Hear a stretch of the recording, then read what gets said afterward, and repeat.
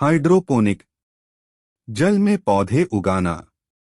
Cultivation of plants in water. Hydroponic दो शब्दों से मिलकर बना है। हाइड्रो पानी, पौनिक श्रम कार्य, यानी पानी में कृषि क्रियाएं करके पौधों को उगाना। इसमें मिट्टी का उपयोग नहीं किया जाता, इसलिए इसे बिना मिट्टी के पौधे उगाना सॉइललेस कल्चर भी कहते हैं।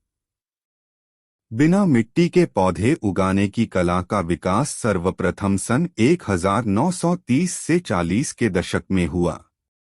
इस प्रकार की खेती में पौधे की जड़ें सीधे पानी में खुली रहती हैं और पानी में घुले या घोले गए पोषक तत्वों से पौधे के लिए पोषण उपलब्ध कराती हैं। हाइड्रोपोनिक्स में मृदा या भूमि की आवश्यकता नहीं है और यह कहीं भी किसी भी जलवायु में अपनाई जा सकती है।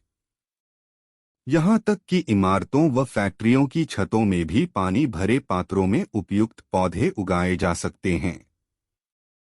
कांच के पात्रों, बॉटल गार्डन में पानी भरकर मनी प्लांट, सिंगोनियम, अलंकृत बंबू आदि उगाना हाइड्रोपोनिक्स के प्रमुख उदाहरण हैं। हाइड्रोपोनिक्स के लाभ।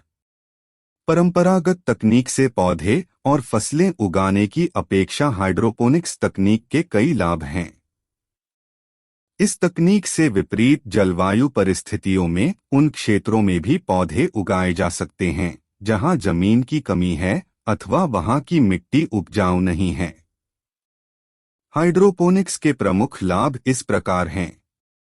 1. इस तकनीक से बेहद कम खर्च में पौधे और फसलें उगाई जा सकती हैं।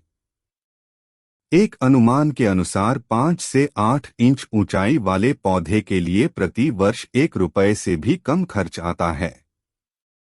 2. इस तकनीक में पौधों को आवश्यक पोषक तत्वों की आपूर्ति के लिए आवश्यक खनिजों के घोल की कुछ बूंदें ही महीने में केवल 1-2 बार डालने की जरूरत होती है। इसलिए इसकी मदद से आप कहीं भी पौधे उगा सकते हैं। 3. परंपरागत बागवानी की अपेक्षा हाइड्रोपोनिक्स तकनीक से बागवानी करने पर पानी का 20% भाग ही पर्याप्त होता है। 4. यदि हाइड्रोपोनिक्स तकनीक का बड़े स्तर पर इस्तेमाल किया जाता है तो कई तरह की साग-सब्जियां बड़े पैमाने पर अपने घरों और बड़ी-बड़ी इमारतों में ही उगाई जा सकेंगी। इससे न केवल खाने पीने के सामान की कीमत कम होगी बल्कि परिवहन का खर्चा भी कम हो जाएगा। 5. चूंकि इस विधि से पैदा किए गए पौधों और फसलों का मिट्टी और जमीन से कोई संबंध नहीं होता, इसलिए इनमें बीमारियां कम होती हैं और इसीलिए इनके उत्पादन में कीटनाशकों का इस्तेमाल नहीं करना पड़ता है।